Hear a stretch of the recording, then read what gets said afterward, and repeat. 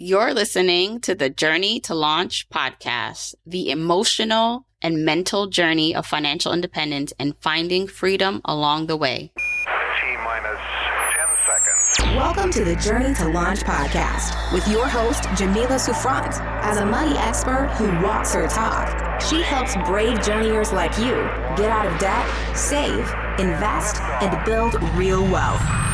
Join her on the journey to launch to financial freedom in 5, 4, 3, 2, 1. Hey, journeyers. Welcome to the Journey to Launch podcast. Buckle up. I'm talking about a topic, money, of course, but not just money. The journey, the intricacies, the layers of what money means to us, how we apply it, how we use it as a tool, and not just have it be this goal of numbers, but a life well lived. What are we doing with the money that we are accumulating, saving, investing? How are we living our lives on this journey so that we fully are living our lives? And so I'm really excited to have on Doc G. He's a physician who left his busy practice upon recognizing that he was no longer enjoying his profession, and he was actually financially independent. Now he works in hospice care and is the host of the award-winning podcast, Earn and Invest. And so I have a real full discussion with Doc G about his personal journey. So how he even realized one day that he was financially independent, what got him there, but most importantly, how he saw and crafted a life for himself that was what he wanted, not what was expectations put on him, which I know a lot of people, that's what, you go through at first. It's you're living a life mostly for other people. So how do you create and live a life all of your own and journey on this path to financial independence, but enjoy the journey? How do we recognize the mindset work that it takes? How do we live a life? And the really nice thing about Doc G's perspective is he works in hospice. And so he sees firsthand what people regret at the end of their lives. And he's going to share some insights about what we can do more of now so that we don't have regrets and just enjoy the journey a bit more. Journey to Launch is supported by First Republic Bank. Whether your goal this year is to buy a home, start a family, or start a business, First Republic is prepared to support your financial goals with extraordinary service. I opened up my First Republic account and got a dedicated First Republic banker to help walk me through the best financial options for my personal and business banking needs. When you make the switch to First Republic, you will also get your very own personal banker that will be in your corner, focused on understanding you and your needs. Together, you'll design the financial solution that best fits your personal and professional goals. And as your needs evolve, you can always call or message your dedicated banker directly from their mobile app for anything that comes up along the way. Learn more at firstrepublic.com. That's firstrepublic.com. Member FDIC, equal housing lender. Also, real quick, I am doing a pop-up private podcast series, a special training to help you get the building blocks together you need to reach your financial goals of paying off debt, saving more, and investing. Okay, here's the deets. To sign up for this free private pop-up podcast, go to journeytolaunch.com/moneydreams. You'll enter your name, email, and then you'll be sent information how you can start to get the audio lessons for free. And it comes with a workbook. Title of the pop-up series is called The Building Blocks of Financial Success. Get out of debt, save, invest, and achieve your money dreams. Make sure you sign up for this pop-up podcast series. It's not going to be available forever. First official episode drops on March 29th, and it will be available only until April 8th. So you got to go sign up now so you don't miss it. journeytolaunch.com/moneydreams to get into it. Hey, journeyers. So I am what I already know. Sometimes I have these kind of like feelings about conversations, and I kind of feel like that with this conversation, Doc G. But I think that this conversation, journeyers, is going to be very insightful based on the work that Doc G has done already with his Earn and Invest podcast and brand, and then his personal life experience. So I bring a lot of people on this show, and some people have reached financial independence, some are on their way, but there's nothing like talking to someone who has reached it, but is still continuing to work, like choosing to work. And I find that that is, I would think, the ultimate way in which people want to live their life. Like, even if you have all the money, like, you're still contributing to the world. So I love that part of your story, Doc G, and I want to get all into it for my journeyers to hear. So welcome. I am so happy to be here. I had a guest on my podcast. His name was Meyer Feldman, and he wrote a book called There's No Finish Line. And as I get farther in life, I realized that I used to look at my finances as a finish line, that when I certainly had enough money or got to a certain place, I was done. And the older I get, the more I realize that that's really kind of a false goal. It's a false finish line, and that there really isn't a finish line, because I think we as human beings strive to do more, whether we're making money for it or not. Yes. And so one of the things that struck me, so I know of your podcast and your work. I've been on your show in like a roundtable discussion before, but I saw a clip from Dr. Nee's podcast where he put you on social media, and you had this kind of quote that stood out to me, or a comment, and you were like, I'm a doctor, which is hence Doc G, that's your what we call you. But you were like, being a doctor is what I'm good at, but it's not what you like doing. I want you to expand on that, because I think that is the line right there for a lot of us, where sometimes we're good at something, but we don't want to do it. So talk more about that. So it was really upsetting to come to this conclusion. I was born the son of a doctor. My dad, who I worship, died when I was 8. So the one piece of him that I had left was this profession that was so important to him. So I grew up thinking I was going to be a doctor, and that's exactly what I did. I went to college and medical school. I studied really hard, and I became this thing which I revered from childhood, this thing that brought me closer to my father. And when I finished medical school and started residency, I was like, okay, I'm there. This is it. I've become. But as I practiced medicine, the further and further I got out from it, I started realizing that that was the dream of my father and not necessarily my dream. While I liked being a doctor, it never really sat comfortably with me. Like, I didn't want to go to the doctor's lounge and hang out with other doctors. I had lots of friends, but almost none of them were fellow physicians. And then I found myself going with my wife to parties where people didn't know me, and I was dreading having people ask me what I did for a living. And as this all clicked, I realized that I've built my life around this profession, and I've become good at it. Like, I was known throughout professional circles as the guy who'd pay a lot of attention and listen and make a hard diagnosis. This was something I was profoundly good and effective at, and yet it wasn't filling my cup. It was the thing that I was holding on to, this piece of my identity that I thought was so important and yet wasn't making me happy. And so to come to the conclusion that, yes, maybe this is the thing I'm best at, but it isn't really bringing me joy, and maybe it wasn't even the thing I was meant to do. It's just where my life has led. And that's troubling, right? Especially when you're in your 30s and your 40s and you've built this life around yourself, to then decide, maybe I need to reinvent myself and start thinking about who really am I and what are my unique purpose and identity. Yeah. And I think a lot of people either have that question or don't even want to approach the question, like it's in them, but they don't even want to open up that can of worms because of what it might mean. And it reminds me of this quote actually from Divine Hostess on Twitter. I saw it, and immediately when you were talking, I wanted to pull it up, and she said, "Careful not to build a life that others will be proud of, only to find that life actually makes you miserable," which a lot of us are doing, following in the footsteps of our parents or the expectations or society. So once you asked yourself that hard question, because you did start to pivot, and we're going to talk about what you did and what you're doing now, but what gave you the courage to do that? You spent so much time and money in this field with this identity. So how did you start to unravel that?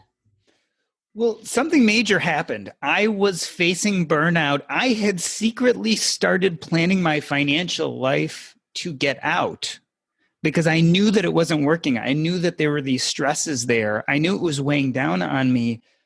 But what really was the pivot point was when I discovered personal finance and financial independence. I had always considered this idea that I can't do the things I really want in life because you can't make a living doing those things. So I knew I liked public speaking. I knew I liked writing. I knew I liked interacting with people, what eventually would become podcasting. But I always kind of told myself, that's what you do for fun. That's a hobby. That's not how you make a living. All of a sudden, over a short period of time, I started delving into my finances. I realized I was financially independent, and I couldn't use that as an excuse anymore. Like, I used to say, well, I'm going to keep being a doctor because that's my living. That's how I make money. That's what I need to be doing. And all of a sudden, that was just an excuse. I have enough money. Then became the brass tacks of, okay, are you really strong enough and are you courageous enough to change your life? So that pivot point was learning about my finances, realizing I was financially independent, and I didn't have an excuse anymore. And as I tell people often, as opposed to that being a glorious moment where I discovered my own financial independence and lived happily ever after, it was incredibly anxiety provoking and depressing, because now I had to face my life. And I had to look in the mirror and say, okay, this is what you've built around you and it's not making you happy. Time to start again. And that wasn't easy. So you talked about realizing you were financially independent. So you were subconsciously already, I would love to talk about that journey, especially for the doctors who listen or aspiring doctors, because I know you could graduate with tons of debt and things like that. But like, what was that journey like? Because it sounds like you didn't even realize that you were financially okay. So what were you doing up until the time you graduated from medical school until you found out that you were financially independent that allowed you to become financially independent without knowing it? So in some ways I was very lucky, and in other ways I wasn't lucky.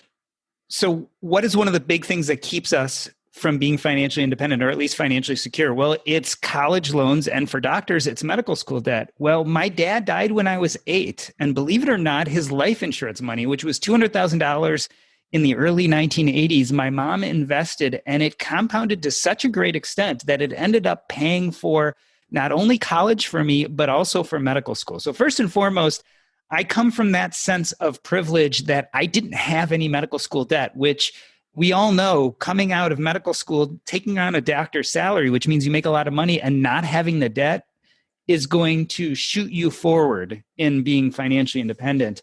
But I also grew up in a family that modeled great financial behavior. So after my dad died, my mom was in business school. She started her own business. She eventually married a CEO of a healthcare company. He did side hustles. They both bought real estate together, and they didn't spend much. They were incredibly frugal. So as I was growing up, I had these wonderful behaviors modeled for me. So coming out of medical school, I didn't have any debt. And the only thing I knew was you invest your money in the stock market, you buy real estate, you save much more than you spend. All of these were ideas ingrained in my head, but no one told me the actual details. So I had all these general ideas, and thank God I kind of followed my parents' footprints, right? I did exactly what they did. But my mom, who's an accountant, I eventually went to her and I said, I'm getting kind of tired of medicine. I'm starting to think maybe I need to transition to something else. How much money do I really need to consider getting out and maybe kind of early retiring? And she kind of threw out a number. She said, $10 million. I'm like, well, I don't have $10 million. Now, at that time, I wasn't smart enough to really question and say, okay, well, what does that mean and why?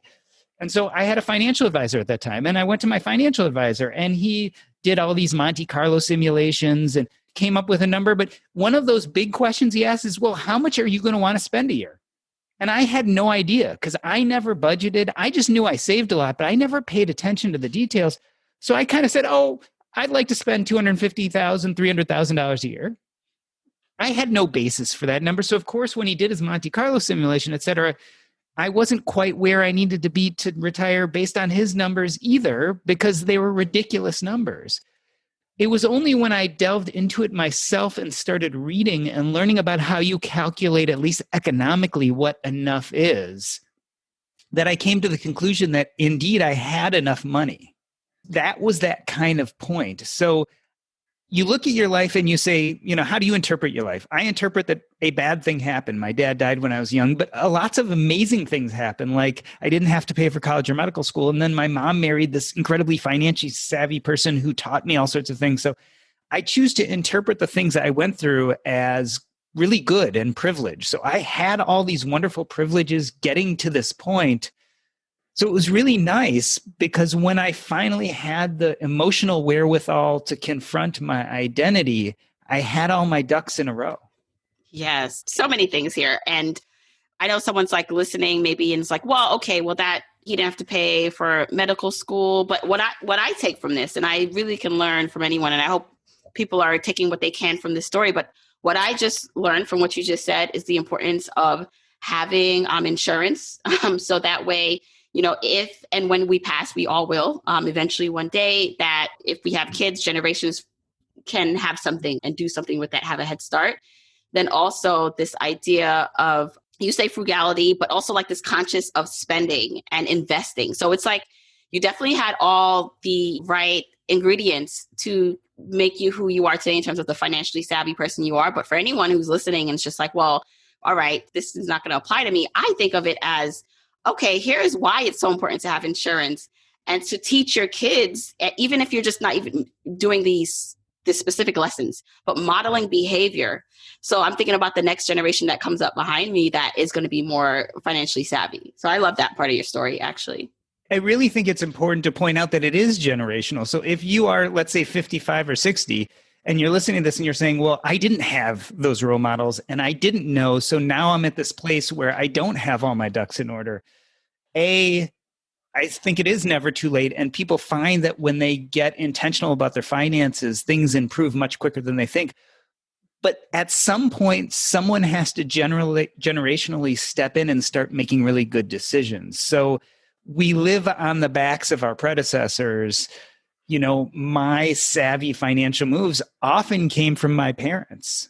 And so even if you're 55 or 60 and you're starting now, those things you can teach your children and your grandchildren will benefit them for generations and generations. So it has to start somewhere, right? Someone in that family tree has to start making really good decisions, and it benefits everybody. Yeah. And also it's the way you view your life. And it's not the same. Everyone does not have the same privileges. There's levels to this. But when you can acknowledge or recognize what has happened for the greater good, what has pushed you forward, I think you can harness that more as fuel to help you further. Amazing. So, all right. One of the things that you talk about a lot in your content, and just now you even said it, was the emotional part of the journey, the internal work that you need to do. Because while you realize that you had enough based on when you defined what a lifestyle was that you wanted to have, that didn't alleviate like all your worries, and you didn't quit right away, right? So I want to talk about that process, because so many people, so many journeyers listening to this, that's their goal. I want to have X amount in investments in the bank, and then I'm good. Like, job done, I can quit and I'll be happy ever after. And I hope that for everyone. I hope that's what happens. But the reality of it is there's a lot of work to be done during this time to get there, and even when you get there. So I want to talk about that work. I think people don't realize that money is no more than a lever to get you what you really want in this world. And it's really easy. And I fell into this too. At some point, I started looking at money as the goal. And I think in a lot of ways, that's the mirage, because we see the shimmery mirage and we think that gives us meaning and purpose to go for that mirage. It's really changed my way of thinking about financial independence, because when I started this journey, I thought there was really one way to do it. And I call it front loading the sacrifice. What you do is you sacrifice a lot, you work really hard, you save, you don't spend, you invest, you make a lot of money, and then you get to a net worth goal, and that's nirvana, and you're there, right?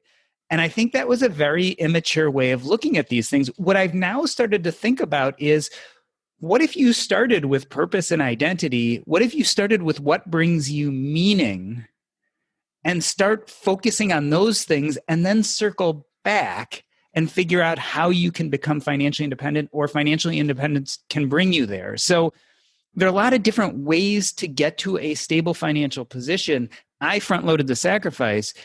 You may find that you like not being in an office and you like building your own businesses. So you could become financially independent by investing in real estate, and within a short period of time, own enough real estate that it cash flows, that it pays for your monthly expenses.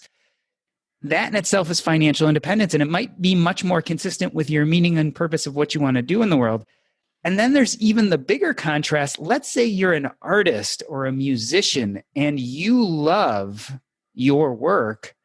I kind of figure you're financially independent the minute your work provides enough for you to live on, because you're living out your meaning and purpose and you're doing what you want to do. And in this case, it creates money and you live off of that. And so as long as you're physically able, and of course, for those people who are artists who are worried about, what if I get disabled? What if I can't play my instrument anymore? What if I can't draw anymore? Well, there's insurance that can protect you against that, disability insurance, et cetera. So if you love your job, I almost think you're financially independent from the day you start working in your early 20s, when you start doing that job for a living. So there's lots of different roads you can take. I front loaded the sacrifice. Lots of people do the kind of side hustles and passive income thing to open up their time to fulfill their purpose in other ways. And then there's some people who are just innately lucky enough to find purpose in work. It's really broadened my opinion of what money and work mean. And I guess that's the short answer to that long story I just told is I think that the money is a little bit of a mirage and we have to focus more on what do we really want out of life and then find how to use money as a lever to get there. Yes. And, the work part of it is important. So I agree with you. If you right now are listening and are lucky enough to enjoy what you do, and now it's just a matter of making, having the income be consistent and make enough to provide the lifestyle you want. Like in some ways, I feel like you said, you already, in my opinion, you won because a lot of people are just searching for that fulfillment. Now I know that there are bills to be paid and that starving artists, like their bellies need to eat, like all this stuff. I get like the pragmatic of, money and why it's so important, like the essentials. But I also feel like it is a cyclical journey. And so, the reason that people, and even yourself, you're financially independent now, but you still work, but it's work that you enjoy doing. And so if you are finding the work that you have right now enjoyable, then yes, like you may have a different strategy now of being able to live. But if you are in a place where you're not enjoying what you do, I think, you can front load. Like I know me, I earned a lot of money throughout my working career and it's helped me to be able to be in the position I am. But if you're not enjoying what you do, like that's a question now I want to like throw back to you. What does someone do in this position? Like they want to become financially independent. They don't enjoy their work. Is the only answer side hustles? Is it changing positions, taking that pay cut? What would you recommend for them to find that balance? So I think the first thing you have to do is before you decide that you don't like something, you want to get away from it, you have to really decide what you do want and what that looks like. Because it's really easy to decide what you don't like and want to get away from it. But I think it's really hard to start making that transition into a life you want until you know what your true goals are. So if you don't like your job, is there work out there you would like? If there is work out there you would like, can you support yourself doing that? That's like the easiest situation. I don't like my job. There's something I'd like to do more. It pays reasonably similar. Then you switch. That's the easy answer. Let's say you don't like work in general or are like me and you want to front load the sacrifice. Well, then you really start looking at some of those tenets of financial independence. Like, how do I save, earn, and invest to such an extent that I can shorten that time doing something I don't like? So I would say never stay in a job you hate, but let's say it's a job you just don't like. How can you shorten that time period from where you are today to where you have enough money to not do that? Now, for some people, that is side hustles and passive income. For other people, it's putting in overtime. And so that's something you really have to decide. What people don't realize is there's lots of hybrids out there. So I talked about front loading the sacrifice. Let's say you don't like your job and you can work really, really hard and retire in 10 years based on all the numbers and the calculations. You've really gone down the rabbit hole and learned about financial independence. Let's say you can, be done in 10 years. Well, I don't want you to do something you don't like for 10 years. So what if you worked 3/4 time and instead of being retired in 10 years, you retired in 15 years, but then in that 1/4 you had left, you did something that was really rejuvenating, something you liked. Maybe you exercised, maybe you spent time with family, maybe you've always wanted to be a writer and that's your writing time. Like, how can we take whatever you're doing now and improve it by a few percent each time? I think there are lots of little things you can do, but I don't think you can do any of that until you realize, first and foremost, where do you really want to be? And then you kind of work backwards. I know what my destination is. Well, how am I going to get there from where I am here? And that's when things, I think, become a lot more clear. Yeah, that's great. And one of the posts you wrote was something called Money Mind Meld. And it talked about when you're on this journey to financial independence, once you reach it, like technically the technical sense, then you don't really have as much to look at or blame, right? Like we kind of we're in these situations where you can like clarify and expand, but we don't have as much to like fight back on, like when we reach the goal, the ultimate goal. And so oftentimes what we don't realize is the fight or, this struggle, like our hero's journey to financial independence. Like it is actually what we are enjoying, but we don't like notice it and we won't notice it until it's done. And then we're like, wait a second, this is it? Like, actually, the journey was the best part. So I want you to kind of go through that, because I thought it was such an insightful piece that you wrote. Yeah, so I use this term, the money mind meld, and it's this whole idea that money is a mirage. And especially once you learn about personal finances and you start thinking about things like financial independence, you start to live, sleep, and breathe that net worth number. And so it's really exciting. You're optimizing, you're learning how to invest. Maybe you're starting a side hustle, and it all feels really good. And it gives you a sense of purpose. And it's a mirage because that sense of purpose is kind of a false sense of purpose. Money is not a goal. Financial independence is not a goal. Again, it's a lever. And so if you get all caught up in that process and it becomes the purpose and meaning of your life, once you get there, it feels very, very empty because now you're there, and what next? I prefer to look at it as find a purpose that isn't money and then allow your money to get you there. And I think that's really the goal.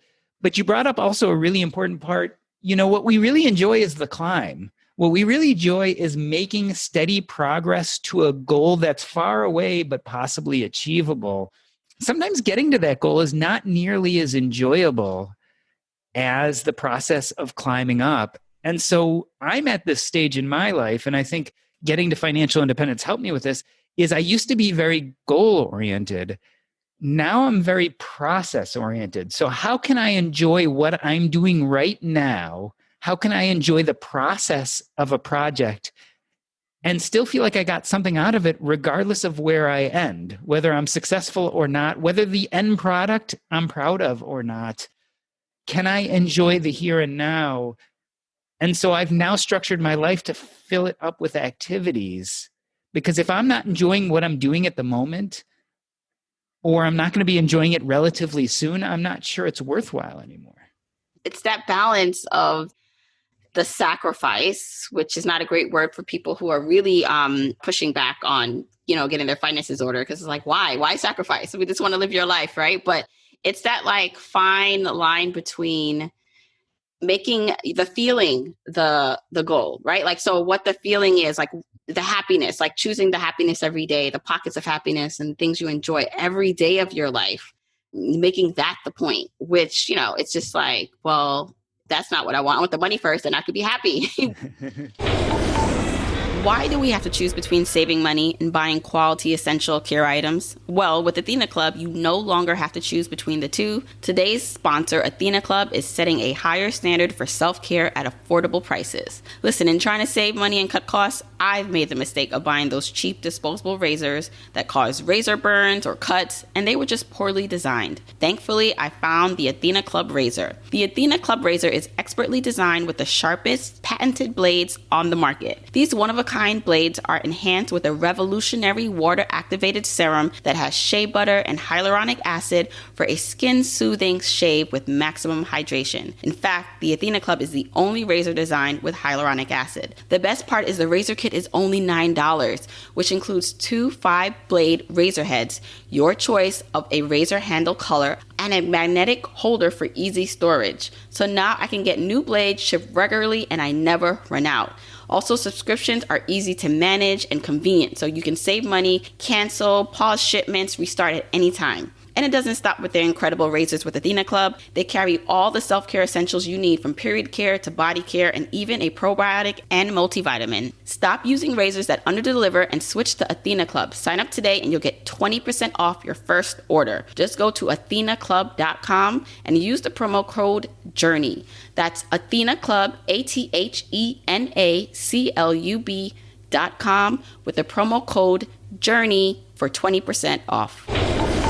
I know everyone's at different points, and like for certain people, it's kind of like that's easy for you to say because you reached this certain level. And same thing with you, Doc G. Like, just like when people like Oprah are millionaires, are just like, it's not about the money. And everyone's like, well, then give me your money, and then like we'll see. But it's kind of like, no, think about where you were. Even no matter where you are on this journey listening, when you had more debt, like I'm sure you come some way in the last maybe couple years, especially if you've been intentional about your money. And think about like how far you've come since then. And all your problems are not like solved still, right? Like there's a lot of still internal work. So I just want people to really focus on what Dr. G is saying here, because it's important, that internal work. Yeah, I heard this quote originally from Jim Dolly, but it may go further back than that. But, he kind of said like money is like oxygen.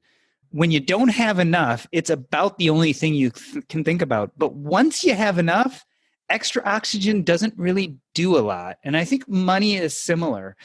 We need enough for our basic needs. We need to be able to clothe ourselves and to have a warm place to live and be able to feed ourselves. But once you get past a certain point, money unto itself doesn't usually bring happiness. And so we're really good, especially in personal finance and financial independence, at learning how to accumulate money, but it stops bringing us joy once we get past a certain point. What is your opinion about actually spending money? Because I find that it depends on who you're listening to in the financial independence space.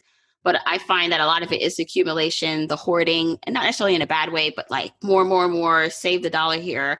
And it's not much talked about that people actually now who have security, who have money, actually don't even like spending it. And not in like a way that makes them feel good, but they actually feel bad about it. Or, things that they need, they don't buy, or it's like this internal battle. And I think it's interesting because there's not enough talk about what happens when like frugality goes the other way and it's not in alignment with yourself, or you just don't feel now good with the money that you have. Like, so can you talk about if you experienced that or what that's like?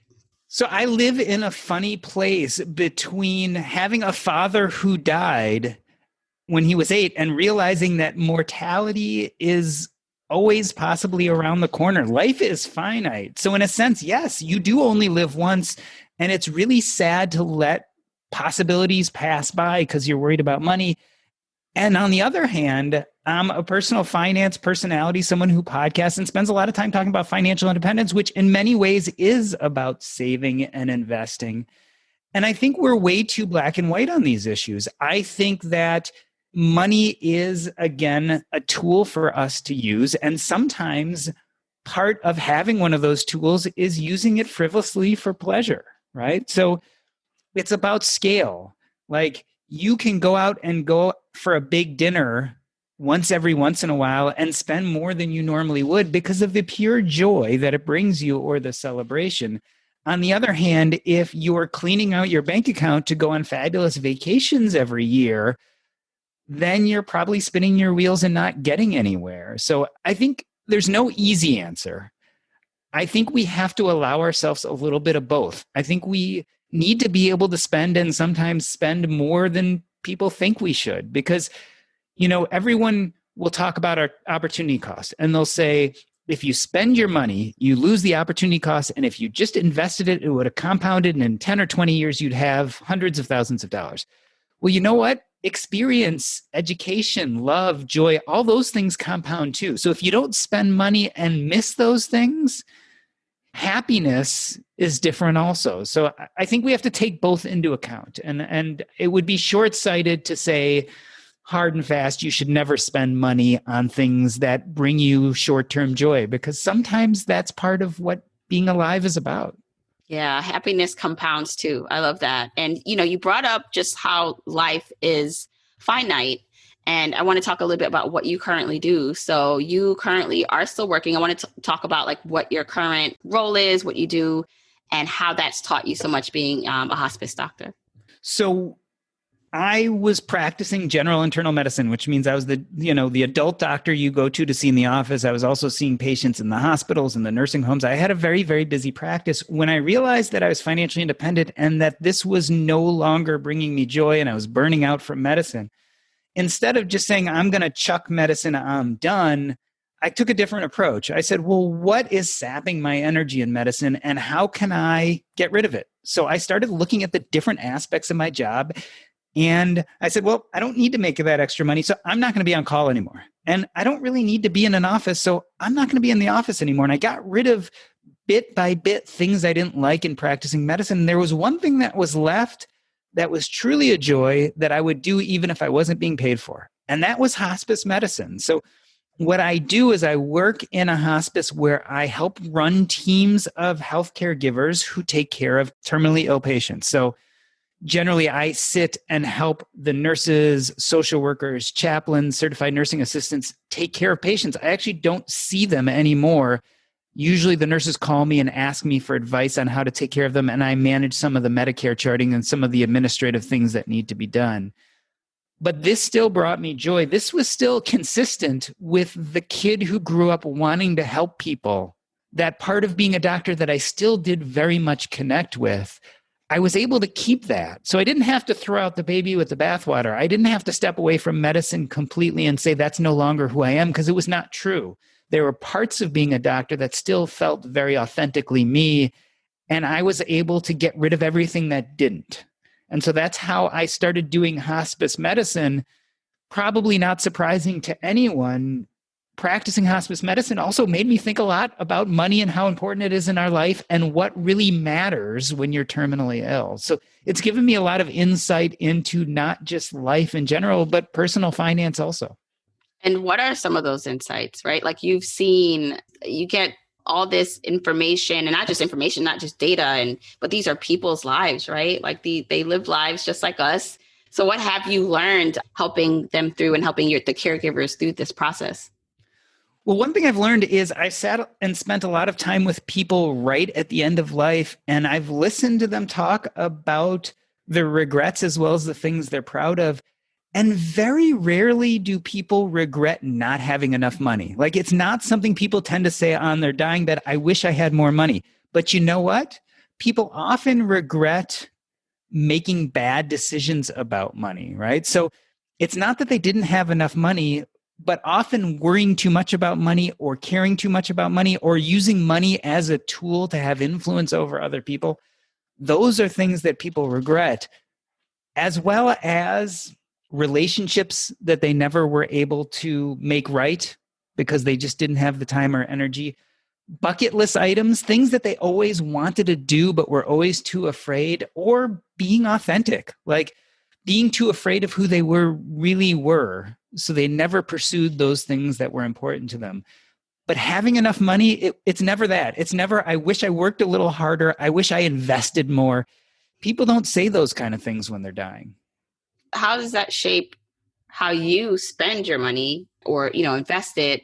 And what kind of advice now would you give to people who are listening, who hopefully we all, we have a long time left here on this earth, but what kind of advice now would you help shape what we do with our decisions in money? Yeah, it's don't be afraid to actually explore what has meaning to you outside of the financial realm. Don't be afraid to say, who am I? What gives me a real sense of meaning and purpose? Who are the people and what are the connections in this world that are important to me? And I think once you define those things, then have the courage to either use money or not use money to get closer to those things. So what do I mean by that? In my case, I wanted to write. I wanted a podcast. I wanted to public speak. So I was able to use money as a lever to get to those things because I was financially independent and I could leave my job and pursue those things even if I wasn't successful. I didn't even have to make a living at them. All I had to do was do those things that brought me joy. Conversely, there are people out there who are making a lot of money and it is not getting them any closer to who they want to be or what they want to do in life. And to those people, I say, maybe you slow it down a little bit. Maybe you work a little bit less and start thinking about what's really important to you. Yeah. And I'm glad you kind of broke it up because I find, I have a wide variety of people who listen and they're at different stages of their journey. And I think each stage, whether it is like just finding out about this, which is always just like your mind is blown because like if you never heard about this concept of financial independence, retire early, your first thought could be like, this is ridiculous. Like, I don't know what these people are like smoking, what they're doing, like, and then some parts I find a lot of people are just like, wait a second, there's a way out, quote unquote. And then there are people who have the means, maybe they still have debt, they still have things they have to work on, but they have the income. So the first people I talked about not only are just finding it, but they really have a lot of work to do when it comes to like increasing their income, fixing their habits. And then you have like this group of people where I kind of felt like I was in this second round of people where we had the income, but we just weren't optimized. We weren't intentional about it. And so we did have to make changes, but they weren't maybe as drastic as maybe what some people need to do. So I think any level that someone is listening to this, that there is a way to start the process and gain benefit, even if you're not financially independent, right? So I want to kind of talk about like the different levels that people can hear this. And you do kind of talk about the 5 stages of coping with financial independence. So can we go through that?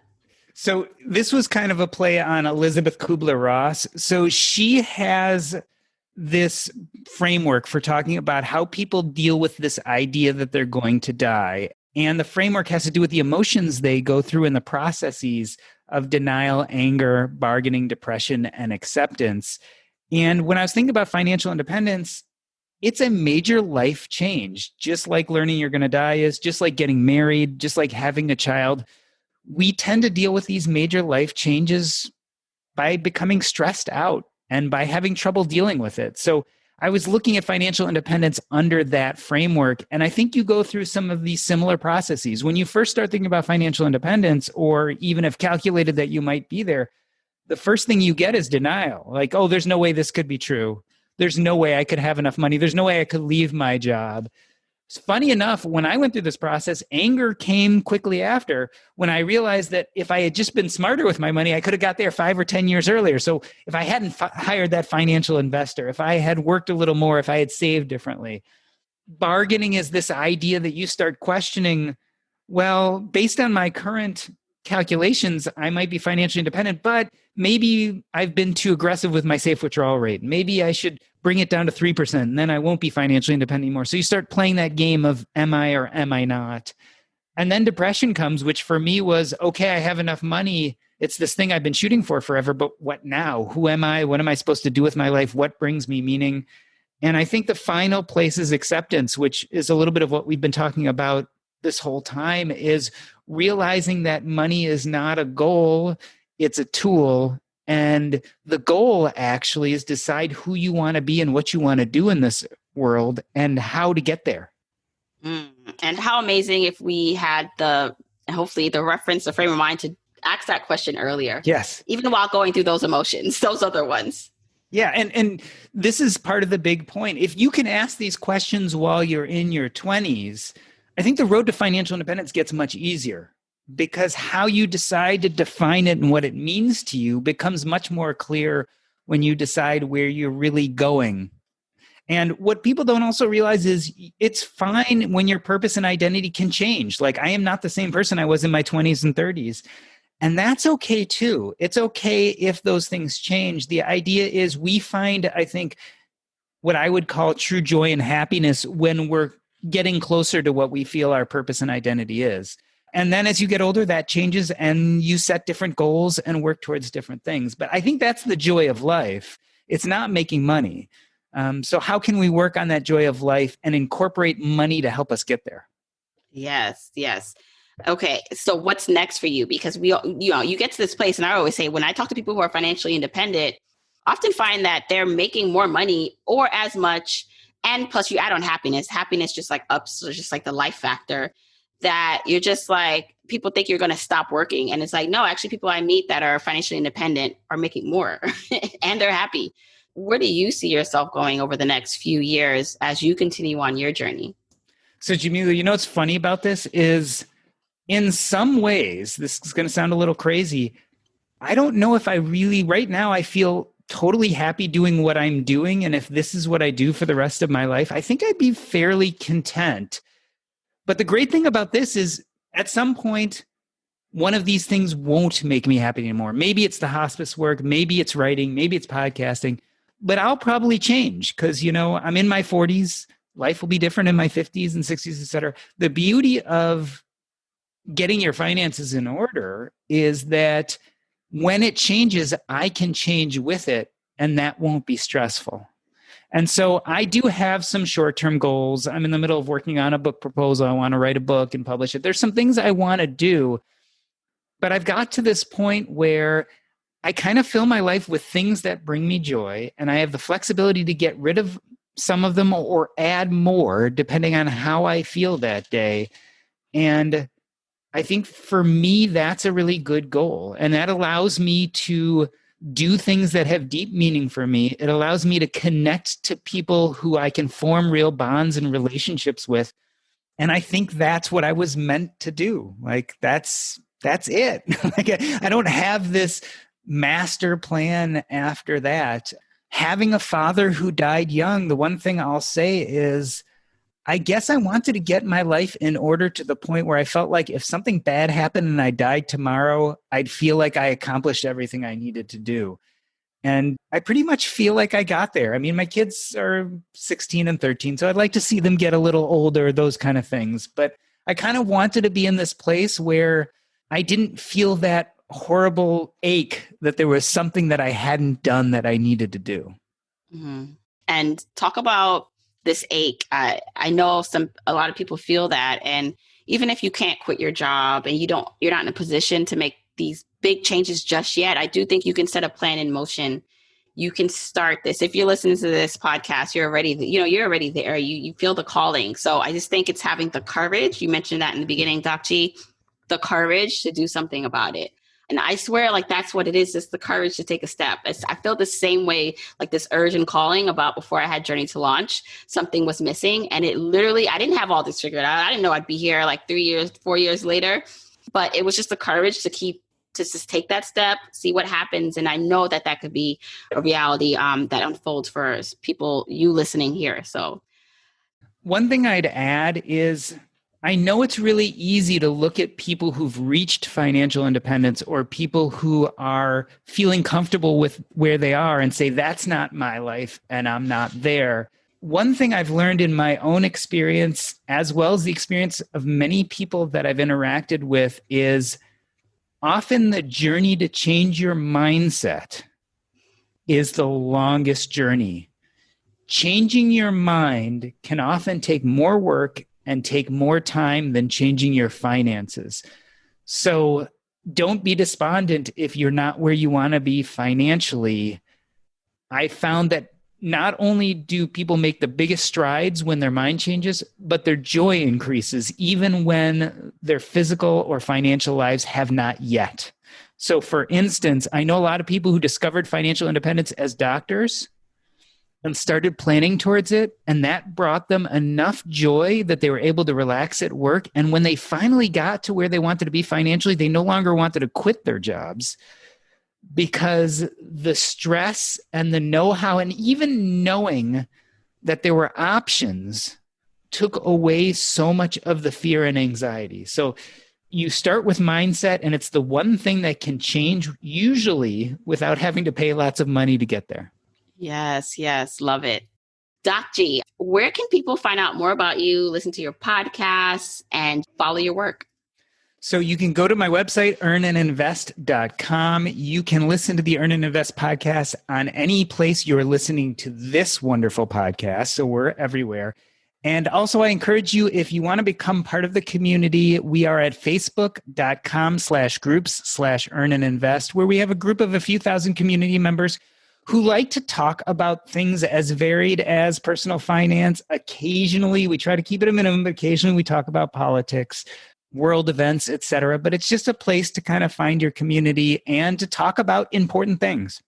Yes. All right. Doc G, thank you so much for coming on the show and spreading such wisdom. Thank you for having me. It's been a pleasure. Okay, I really hope you enjoyed that conversation with Doc G, that you gathered some insights that you can apply to your life. Hopefully it encourages you to live life today. Don't wait. Don't wait till the debt is paid off. And when I say live life today, I don't mean go out and spend all your money. I mean live life today, meaning really find out what gives you joy and purpose and work from there. And then I would love for you to share what you come up with, what your biggest takeaways are with me on Instagram. That's where I hang out most. I hang out everywhere, but mostly on Instagram at Journey to Launch. Tag me at Journey to Launch on Instagram. And then Doc G is at Earn and Invest on Instagram. If you want to tag us, let us know what you think of this episode, your biggest takeaways, any aha moments that you got from this. Don't forget to sign up for my pop-up private podcast series. It's a limited series, so sign up now by going to journeytolaunch.com/moneydreams.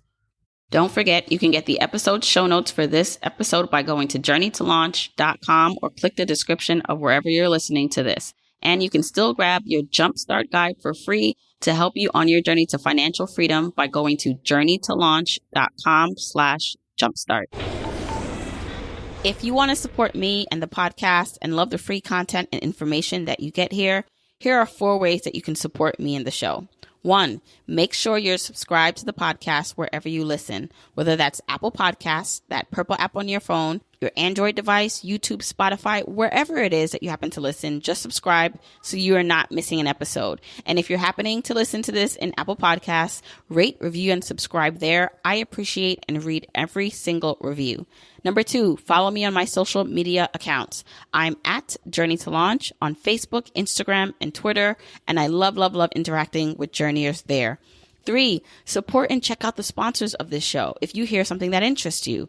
Sponsors are the main ways we keep the podcast lights on here, so show them some love for supporting your girl. 4, and last but not least, share this episode, this podcast with a friend or family member or coworker so that we can spread the message of Journey to Launch. All right, that's it. Until next week, keep on journeying, journeyers.